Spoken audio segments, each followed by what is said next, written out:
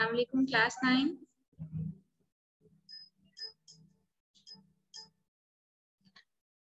बेटे हम सूरह अनफाल का जो सबक नंबर 3 है वो आज पढ़ेंगे।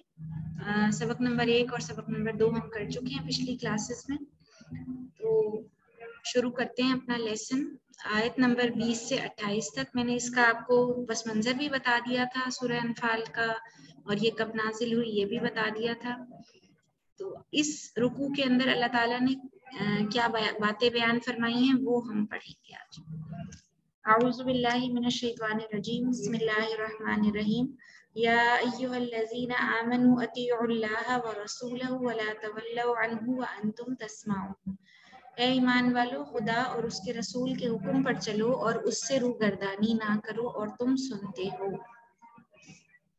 कौन से हुक्म पर चलो? एक तो जंग का हुक्म दिया था अल्लाह ताला ने, उस हुक्म पर चलो। फिर माल गनीमत की तकसीम से मुतालिक हुक्म दिया था और उस हुक्म पर चलो। और जनरली या अमूमी तौर पर तमाम अहकामात जो अल्लाह और उसके रसूल की तरफ से बयान किए गए हैं उन तमाम अहकामात को मानो और तस्लीम करो और उन अहकामात की पैरवी भी करो।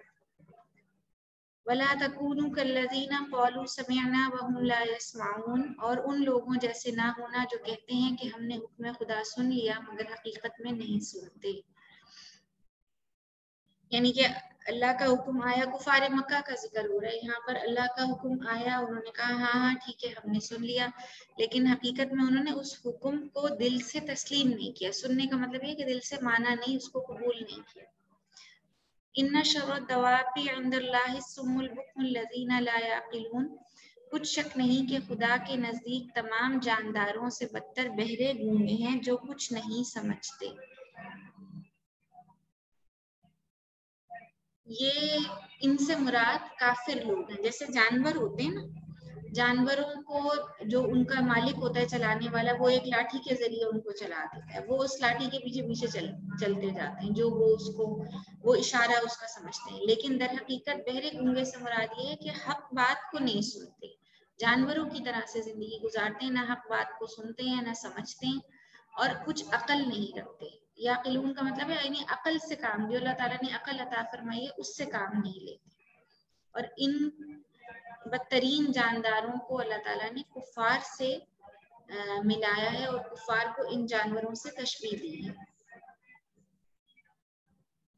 वलौ अलिमल्लाहु फीहिम खैरन लअस्माअहुम, और अगर खुदा इनमें नेकी का मादा देखता तो इनको सुनने की तौफीक बख्शता, और अगर बगैर सलाहियत और हिदायत के सुनने की समाअत दे भी देता तो वो मुंह फेर कर भाग जाते। अल्लाह पाक जो हिदायत है ना, वो भी उन्हीं लोगों को अता फरमाते हैं जो हिदायत को कबूल करने वाले होते हैं, हिदायत को समझने वाले होते हैं। हिदायत भी उसी को मिलती है। दुनिया की हर नेमत अल्लाह ताला बिन मांगे अता फरमा देते हैं, लेकिन हिदायत वो वाहिद नेमत है जो इंसान जिसका तालिब खुद होता है, अल्लाह उसी इंसान को वो हिदायत अता फरमाते हैं। चाहे वो जिस मर्जी माहौल में रह रहा हो, उसके इर्द गिर्द जो कुछ हो रहा हो, कतई नजर इस बात के अगर उसका दिल सलीम है, उसकी फितरत सलीम है, तो वो हिदायत को ना सिर्फ तलाश करेगा बल्कि उसकी जुस्तजू में लगेगा भी और उसको कबूल भी करेगा।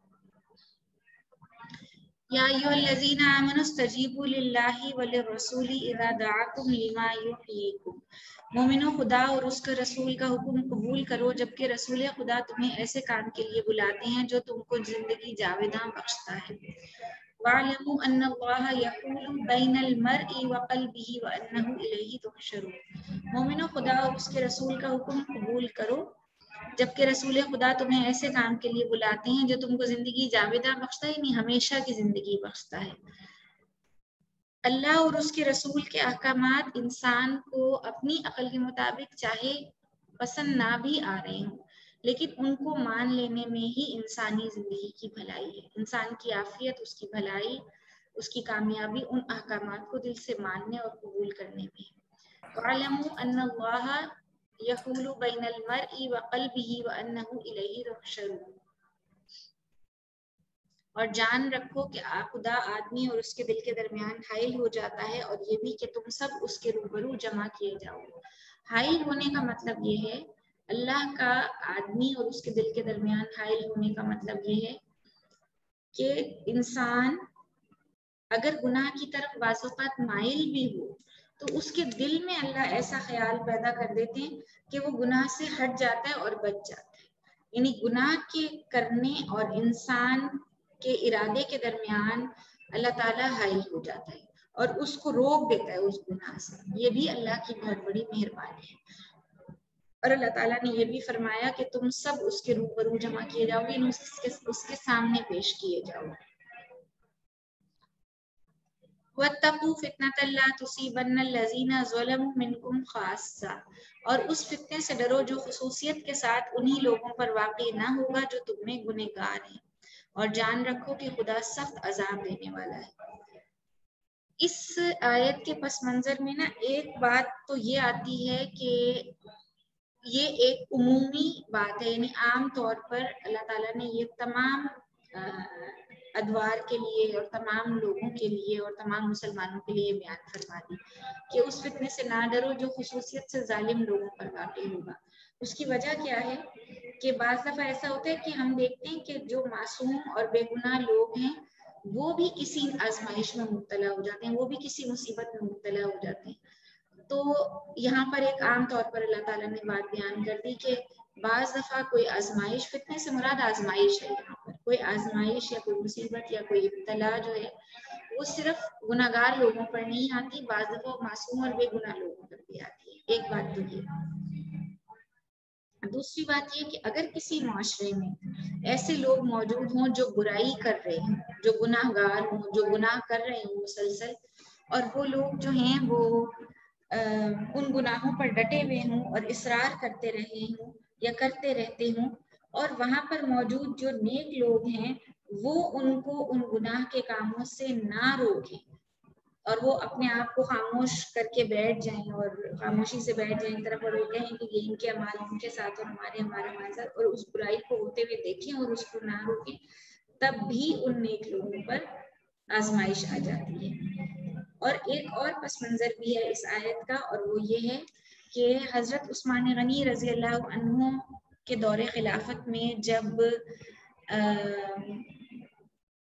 جو مسلمانوں ہی کے درمیان بہت سے مسلمان ایسے تھے جو نو مسلم بھی تھے، اور بہت سے لوگ ایسے تھے جو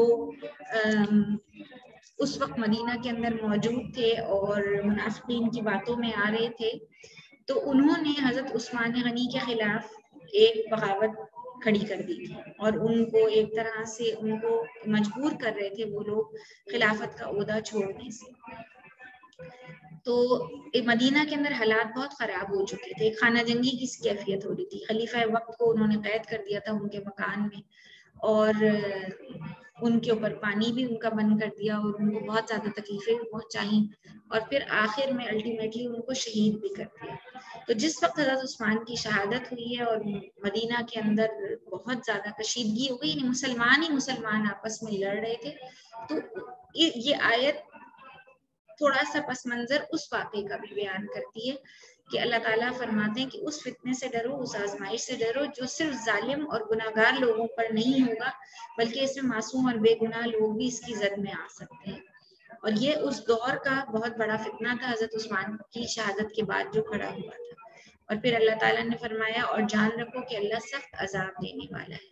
یعنی تین طرح کی باتیں ہیں اس کے اندر. ایک تو یہ کہ ایک عام بات اللہ تعالیٰ نے سب کو ہی بیان فرما دی کہ اس فتنے سے ڈرو اور اس سے پناہ مانگو اللہ کی جو صرف گناہگاروں پر واقع نہ ہوگا. دوسری بات اللہ نے یہ فرمائی کہ اگر کسی معاشرے کے اندر گناہ ہو رہے ہوں اور گناہگار گناہوں پر اصرار کر رہے ہوں اور وہ حد سے بڑھتے جا رہے ہوں، اور جو نیکوکار ہیں وہ ان کو روکیں نہ ان گناہوں کو کرنے سے، تو بھی نیکوکار لوگ اس آزمائش کی زد میں آ سکتے ہیں. اور تیسرا واقعہ میں نے آپ کو حضرت عثمان غنی رضی اللہ عنہ کی شہادت سے متعلق بیان فرما دیا. اگلی آیت پڑھتے ہیں. وَاذْكُرُوا إِذْ أَنْتُمْ قَلِيلٌ مُسْتَضْعَفُونَ فِي الْأَرْضِ تَخَافُونَ أَنْ يَتَخَطَّفَكُمُ النَّاسُ فَآوَاكُمْ وَأَيَّدَكُمْ بِنَصْرِهِ وَرَزَقَكُمْ مِنَ الطَّيِّبَاتِ لَعَلَّكُمْ تَشْكُرُونَ. اور اس وقت کو یاد کرو جب تم زمین مکہ میں قلیل اور ضعیف سمجھے جاتے تھے اور ڈرتے رہتے تھے کہ لوگ تمہیں اڑا نہ لے جائیں، یعنی بے خانماں نہ کر دیں، تو اس نے تم کو جگہ دی اور اپنی مدد سے تم کو تقویت بخشی اور پاکیزہ چیزیں کھانے کو دی تاکہ اس کا شکر ادا کرو۔ یہ کس وقت کی بات ہے؟ یہ ہجرت مدینہ سے پہلے، آپ صلی اللہ علیہ وسلم کے مدینہ ہجرت کرنے سے پہلے اور عام مسلمانوں کے مدینہ ہجرت کرنے سے پہلے کی بات ہے کہ مسلمانوں پر بہت زیادہ ظلم کیا جاتا تھا، یعنی کفار مکہ جو تھے جن کو پتہ لگ جاتا تھا کہ جو مسلمان ہوا ہے اس کے درپے ہو جاتے تھے اور اس کو طرح طرح کی اذیتیں دیتے تھے، اور بے شمار واقعات تاریخ کے اندر بھرے پڑے ہیں جب صحابہ کرام کو بہت زیادہ تکالیف دی گئی اور ان کو بہت زیادہ اذیتیں پہنچائی گئی، اور اس وقت مسلمان اتنے کمزور حالت میں تھے کہ ہر وقت ڈرتے رہتے تھے کہ اب کوئی آئے اور اب کوئی ہمارے اوپر جو ہے وہ حاوی ہو جائے۔ اللہ کے حتیٰ کہ اللہ کے رسول صلی اللہ علیہ وسلم نے بھی مکہ میں رہتے ہوئے بہت سخت وقت گزارا۔ شیب ابی طالب کا واقعہ آپ کو یاد ہے، 3 سال اس گھاٹی کے اندر محصور رہے مسلمان، کے ہڈیاں اور پتے اور چمڑے کے ٹکڑے تک چبانے کے لیے مجبور ہو گئے تھے اور ان کو خوراک تک نہیں مہیا کی جاتی تھی، روک دیا جاتا تھا رسد کا سامان۔ پھر اللہ تعالیٰ نے اپنا کرم کیا، اس نے جگہ دی، جگہ دی سے مراد یہ کہ ہجرت کی کروا دی مسلمانوں کی مکہ سے مدینہ، وہاں پر مسلمانوں کو ٹھکانہ دیا گیا، اور وہاں کے جو انصار تھے، جو مسلمان مدینہ کے اندر آباد تھے، انہوں نے مہاجرین ہجرت کرنے والے کر کے آنے والے لوگوں مسلمانوں کو جگہ دی، اپنے گھروں کے اندر جگہ دی۔ پھر اللہ نے فرمایا اپنی مدد سے تم کو تقویت بخشی، پھر اللہ نے اپنی مدد مستقل مسلمانوں کے ساتھ جاری رکھی، لوگ مزید مسلمان ہوتے گئے، مسلمانوں کی جو تعداد تھی وہ بڑھتی گئی، اور وہ ایک مضبوط جماعت اور ایک باعتماد جماعت اور ایک اسلامی ریاست جو تھی وہاں تشکیل پائی۔ پھر اللہ نے فرمایا پاکیزہ چیزیں کھانے کو دی، وہاں اللہ تعالیٰ نے رزق بھی مہیا، وہ رزق جس کے لیے مسلمان مکہ کے اندر بہت قسم کرسی کی حالت میں وقت گزارتے تھے، کئی کئی وقت کے فاقے ہوتے تھے، اور حتیٰ کہ آپ صلی اللہ علیہ وسلم کے اپنے گھر میں کچھ نہیں ہوتا تھا کھانے کے لیے، آپ کی ازواج مطہرات کے گھروں میں کچھ نہیں ہوتا تھا، آپ کی اولادوں کے لیے کچھ نہیں ہوتا تھا، مسلمانوں کے لیے کچھ نہیں ہوتا تھا، اور بہت بہت غربت اور بہت ہی زیادہ تنگی اور ترشی کے حالات گزارے۔ تو پھر اللہ تعالیٰ نے مدینہ کے اندر مسلمانوں کو فراوانی بھی عطا کرنا شروع کر دی، فتوحات ہوئی، بیت المال میں مال آیا، مال غنیمت حاصل ہونا شروع ہوا مسلمانوں کو، تو ان کے مالی حالات بھی بہتر ہوتے گئے۔ پھر اس کے علاوہ انصار جو تھے مدینہ کے انصار، وہ بھی مسلمانوں کی بہت زیادہ مدد کرتے تھے، انہوں نے اپنے کاروبار میں شریک کیا مسلمانوں کو، اپنے گھروں میں شریک کیا، اور اپنے ساتھ برابر کا ایک مہاجر انصاری بھائی آپس میں بے مثال ایک بن گیا، مواخات کا ایک نمونہ بن گیا وہاں پر۔ مسلمان جو مہاجرین تھے اور جو انصار تھے، وہ ان کے سگے رشتہ دار نہیں تھے، حالانکہ ان کے سگے رشتہ داروں نے تو ان کو نکال دیا تھا مکہ سے، ہجرت کرنے پر مجبور کر دیا تھا، لیکن انصار مدینہ نے ان کو ٹھکانہ دیا، ان کو جگہ دی اور ان کی مدد کی، اور وہ کس کے حکم سے ہوا؟ وہ اللہ کے حکم سے۔ یا ایھا الذین آمنوا لا تخونوا اللہ والرسول وتخونوا اماناتکم وانتم تعلمون، اے ایمان والو، نہ تو خدا اور اس کے رسول صلی اللہ علیہ وسلم کی امانت میں خیانت کرو اور نہ اپنی امانتوں میں خیانت کرو اور تم ان باتوں کو جانتے ہو۔ اللہ اور اس کے رسول کی امانت میں خیانت سے مراد یہ ہے کہ ان کے احکامات کو نہ سننا، نہ ماننا، یا اس میں اپنی مرضی کرنا، یہ تو وہ بھی اللہ اور اس کے رسول کی امانت میں خیانت۔ اور اپنی امانتوں میں خیانت سے مراد ہے کہ آپس کے لین دین کے معاملات میں اگر کسی نے امانت رکھوائی ہے اس میں خیانت کرنا، اگر کسی نے کوئی بات امانتاً کسی کو پہنچائی ہے کہ میری یہ بات تم تک امانت ہے، تو اس بات کو آگے بیان کر دینا، یہ بھی امانت میں خیانت کی ایک شکل ہے۔ پھر جو ذمہ داریاں اللہ تعالیٰ نے جس انسان پر ڈالی ہیں، ان ذمہ داریوں کو صحیح طریقے سے پورا نہ کرنا اور ان ذمہ داریوں سے ان کو نظر انداز کرنا یا اس میں کوتاہی اور غفلت برتنا، تو یہ بھی امانت میں خیانت کی ایک شکل ہے۔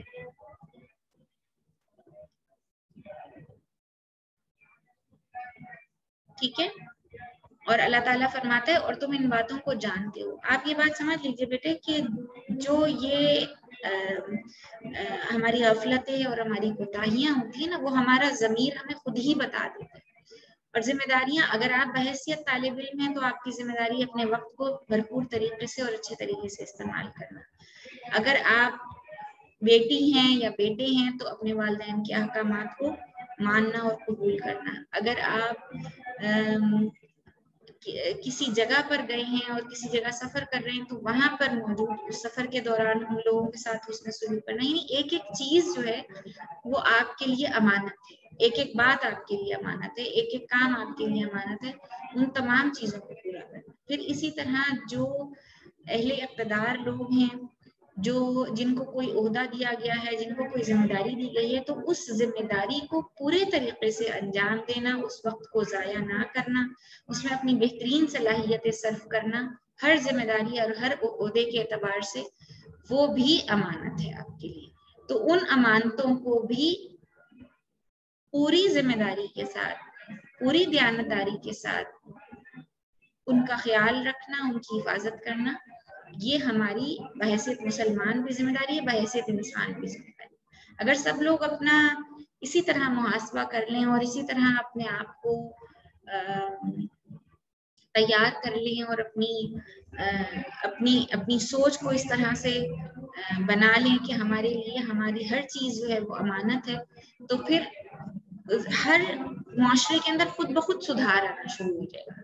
وہ بگاڑ کی جو صورت ہے وہ خود بخود ختم ہونا شروع ہو جائے گی. ٹھیک ہے، اگلی آیت پڑھتے ہیں. وَاعْلَمُوا أَنَّمَا أَمْوَالُكُمْ وَأَوْلَادُكُمْ فِتْنَةٌ، اور جان رکھو کہ تمہارا مال اور اولاد بڑی آزمائش ہے. یہاں بھی فتنے سے مراد آزمائش ہے. اولاد اور مال کب آزمائش بنتے ہیں؟ مال اگر جائز طریقے سے نہ کمایا جائے اور مال کو جائز جگہوں پر خرچ نہ کیا جائے، ناجائز اور اسراف میں اڑایا جائے، تو وہ مال آزمائش بن جاتا ہے انسان کے لیے. اور اگر حرام طریقوں سے کمایا جائے تو بھی وہ تو ہے ہی سراسر آزمائش نا، وہ تو بہت بڑا فتنہ ہے انسان کے لیے. تو مال کا کمانا، اس میں حلال ذرائع اختیار کرنا، یہ بہت بڑی ذمہ داری ہے انسان کے لیے، اور اس کو جہاد کا درجہ دیا گیا. اس میں حلال کمانا عین عبادت بھی ہے اور عین جہاد بھی ہے. اور اگر وہ حرام مال سے کوئی شخص اپنی اولاد کا پیٹ بھر رہا ہے تو وہ اس سے بڑی آزمائش ہے، کیونکہ جس مال پر وہ جسم پرورش پائے گا، اس کے اخلاق، اس کے اطوار ویسے ہی ہوں گے ان اولادوں کے. تو اپنی اولادوں کو اگر فرما برداری کی تاکید کرنی ہے یا ان کو اللہ اور اس کے رسول کے حکم کے مطابق پروان چڑھانا ہے تو انسان کو مال بھی حلال اور جائز ذرائع سے کمانا چاہیے، اور خرچ بھی دھیان اور احتیاط سے کرنا چاہیے. اور اولاد کب آزمائش بنتی ہے انسان کے لیے؟ اگر وہ اولاد جس کی تربیت انسان نے اللہ اور اس کے رسول کے حکم کے مطابق نہ کی ہو، وہ اولاد بڑے ہو کے انسان کے لیے آزمائش بن جاتی ہے. وہ اتنا آدمی پریشان ہو جاتا ہے، وہ نافرمانی کی حد تک اتنی چلی جاتی ہے کہ وہ پریشان ہو جاتا ہے. وہ کہتے ہیں اس سے اچھا تو وہ اولاد ہوتی، مطلب سم ٹائمز لوگ اتنے ڈسہارٹ ہو جاتے ہیں اور اتنے پریشان ہو جاتے ہیں اپنی ہی سگی اولاد کے ہاتھوں کہ وہ کہتے ہیں اس سے اچھا تھا کہ اولاد نہ ہی ہوتی. تو اولاد کی پرورش کی ذمہ داری انسان کے اوپر اللہ تعالیٰ نے بہت بڑی ذمہ داری ڈالی ہے. اس کی دیکھ بھال کرنا، ان کی ضروریات کا خیال رکھنا، وہ تو سبھی والدین کرتے ہیں، لیکن ان کی اخلاقی تربیت کرنا، ان کی دینی تربیت کرنا، ان کو احکامات سکھانا، ان کو ایک اچھا انسان بنانا، ایک اچھا مسلمان بنانا، یہ ایک مسلمان والدین کی ذمہ داری ہے. اگر ایسا نہیں کرتے لوگ، اس سے کوتاہی برتتے ہیں، غفلت برتتے ہیں، تو وہی اولاد ان کے لیے بہت بڑا فتنہ اور آزمائش بن جاتی ہے. اس آیت سے مراد یہ ہے کہ مال بھی آزمائش بن جاتا ہے. مال حالانکہ انسان کی ضروریات پوری کرنے کے لیے، لیکن وہ آزمائش بن جاتا ہے اگر اس کی کمائی حلال ذرائع سے نہ ہو اور اس کی کمائی جو ہے وہ، اس کا خرچ جو ہے وہ جائز جگہوں پر نہ ہو. اور اولاد بھی آزمائش بن جاتی ہے اگر اس کی تربیت اور پرورش کی ذمہ داری سے والدین کوتاہی برتے، غفلت برتے اور اللہ اور اس کے رسول کے احکامات کے مطابق نہ اس کی پرورش کرتے. وَأَنَّ اللَّهَ عِندَهُ أَجْرٌ عَظِيمٌ، اور بے شک اللہ کے پاس نیکیوں کا بہت بڑا ثواب ہے. کیا نیکیاں ہیں؟ یعنی ہر وہ کام، زندگی گزارنا صرف عبادات نہیں ہے، ہر چیز عبادت ہے انسان کے لیے، ہر کام عبادت ہے اگر وہ اس کو عبادت سمجھ کے کرے. اگر اس کام میں وہ یہ خیال رکھے کوئی بھی کام ہے، چھوٹے سے چھوٹا ہے، بڑے سے بڑا ہے، گھر کا کام ہے، باہر کا کام ہے، لوگوں کے ساتھ معاملات کرنے ہیں، اپنی اولاد کے ساتھ معاملات کرنے ہیں، اپنے والدین کے ساتھ معاملات کرنے ہیں، اگر اس کے اوپر کوئی نگرانی ہے اور اس کا اپنا ضمیر اس کے اوپر نگران ہے تو وہ اس کو بچا لے گا گناہوں سے اور غلطیوں سے اور نقصانات سے.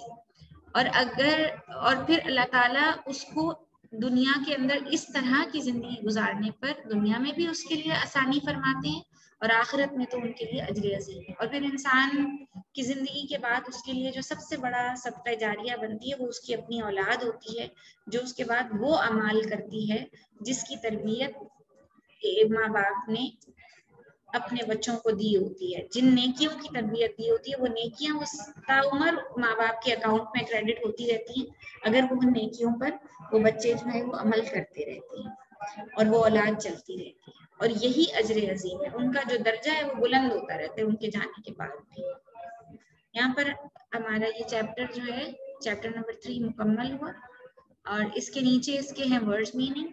شر الدواب بدترین قسم کے جانور، استجیبو حکم مانو پکار کا جواب دو، یقولو حائل ہو جاتا ہے، مستضعفون مغلوب بے زور، یتخطف وہ اچک لے جائے، لا تخونو تم خیانت نہ کرو. یہ ورڈز میننگ آپ نے رجسٹر میں لکھنے ہیں. اس کے آگے کوشچنز گیون ہیں. شر الدواب سے کیا مراد ہے؟ ان آیات میں خیانت سے کیا مراد ہے؟ مندرجہ ذیل عبارات کا مفہوم بیان کیجیے، اس کا ترجمہ لکھنا ہے. مفہوم سے مراد ہے یہ تمام آیات جو آپ کے چیپٹر کے اندر انکلوڈڈ ہیں ان کا ترجمہ لکھنا ہے اور اس کے نیچے چھوٹی سی وضاحت 2-3 لائنز کی آپ نے لکھی. یہ نوٹس انشاءاللہ میں آپ کو آپ کی کلاس گروپ میں سینڈ کر دوں گی، آپ وہاں سے دیکھ لیجیے گا بیٹا. ٹھیک ہے، ابھی تھوڑا سا ٹائم ہے ہمارے پاس. اگر آپ نے کوئی سوال کرنے ہیں تو وہ کر